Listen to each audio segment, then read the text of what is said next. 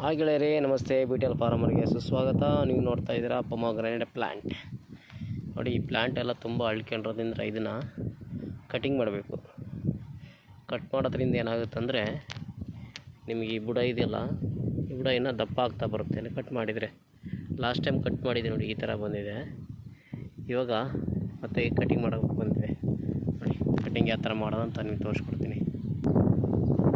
ಈ ಥರ ಕಟಿಂಗ್ ಮಾಡೋದು, ಇಷ್ಟು ಕಟ್ ಮಾಡಿಬಿಟ್ರೆ ಸಾಕಿದೆ.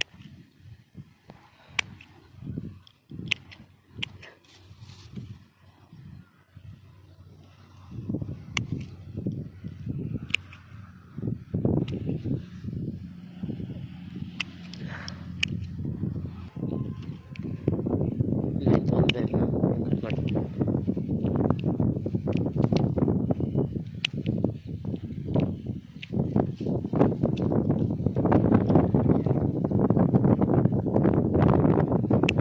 ಇಷ್ಟು ಮಾಡಿದರೆ ಸಾಕು. ನೋಡಿ, ಕಟಿಂಗ್ ಆದಮೇಲೆ ಈ ಥರ ಇದೆ ಗಿಡ.